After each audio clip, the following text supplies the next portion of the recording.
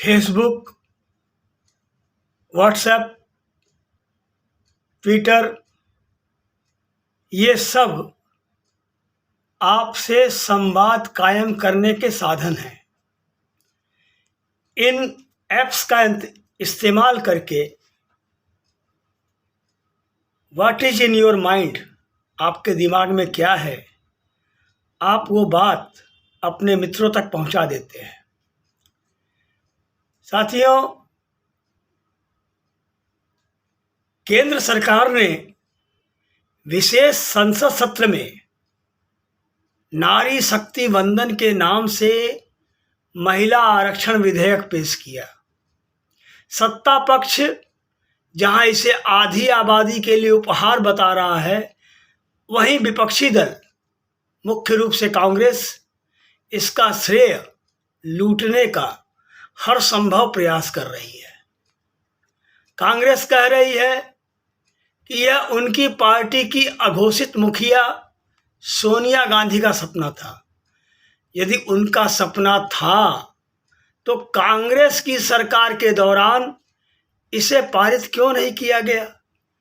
तब तो मुलायम सिंह यादव की समाजवादी पार्टी और लालू यादव की राष्ट्रीय जनता दल ने धमकी दी थी कि हम समर्थन वापस ले लेंगे, और कांग्रेस को सरकार गिरने का डर सताने लगा।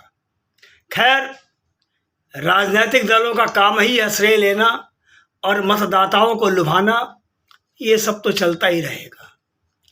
सवाल ये है कि मोदी सरकार को अचानक नारी शक्ति वंदन अधिनियम की याद क्यों आ गई?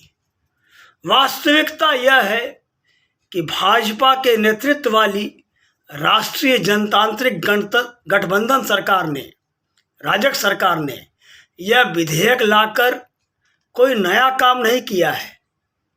यह विधेयक तो 2010 में कांग्रेस भी ला चुकी है और राज्यसभा से इसे पास भी करा लिया गया था। यह और बात है कि सत्ता खिसकने के डर से मनमोहन सरकार ने इसे लोकसभा में पेश ही नहीं किया, किंतु प्रधानमंत्री नरेंद्र मोदी के साथ ऐसी कोई व्यवस्था नहीं है। उनकी पार्टी और सहयोगी दलों को मिलाकर लोकसभा में 2/3 बहुमत है, इसलिए लोकसभा में पारित होने से कोई नहीं रोक पाएगा, ये सभी जानते थे। राज्यसभा में भी अधिकांश दल इसके समर्थन में थे, तो वहां से भी पास होना बिल्कुल ही तय था। साथियों, दरअसल मोदी सरकार ने इसके लिए ऐसा समय चुना है जब वह इसका सर्वाधिक राजनीतिक लाभ ले सकती है। वर्ष 2024 के आम चुनाव ज़्यादा दूर नहीं हैं। ऐसे में 43 करोड़ महिला मतदाताओं को खुश करने का माध्यम मिल जाए तो इससे बेहतर मास्टर स्ट्रोक क्या हो सकता है? मोदी सरकार ने वही मास्टर स्ट्रोक खेला है।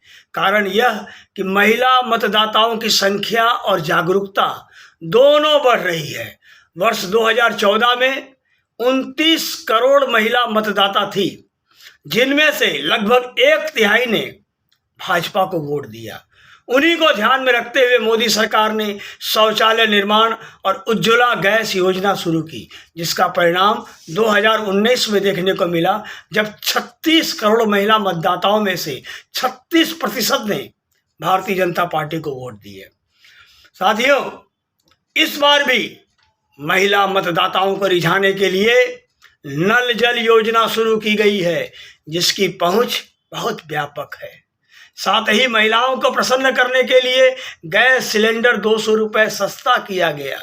अब यदि महिला आरक्षण को सामने करके 48 करोड़ मतदाताओं को रिझाने का मौका मिल जाए तो भला कौन चूके?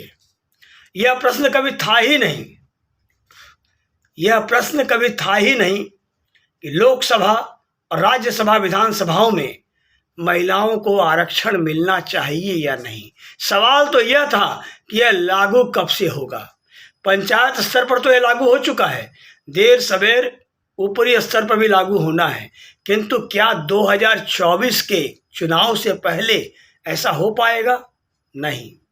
कारण यह है कि चुनाव आयोग को यह तय करने के लिए समय चाहिए कि महिलाओं के लिए कौन कौन सी सीटें आरक्षित की जाएं। साथ ही संवैधानिक तौर पर इस विधेयक को कम से कम 15 राज्यों की विधानसभाओं से पारित कराना भी आवश्यक है। और चूंकि 15 राज्यों में भाजपा या उसके सहयोगी या मित्र दलों की सरकार है, इसलिए यह कोई अड़चन नहीं होगी। संभावना यह है कि 2024 के लोकसभा चुनाव में ना सही, उसके बाद होने वाले राज्यसभा के चुनाव में इसे लागू कर दिया जाएगा, किंतु ऐसा तभी हो पाएगा जब पुनः एक दल को बहुमत मिले। मोदी के सामने विपक्ष की अब तक की सबसे बड़ी एकजुट ये चुनौती है, इसलिए भी उन्होंने नारी शक्ति का वंदन करने का निर्णय लिया ताकि तीसरी बार भी मातृशक्ति का आशीर्वाद उन्हें मिले। निसंदेह लोकसभा और विधानसभा में आरक्षण मिल जाना नारी शक्ति के लिए किसी उपहार से कम नहीं, किंतु इसके पीछे राजनीतिक स्वार्थ भी उतना ही स्पष्ट प्रतीत हो रहा है।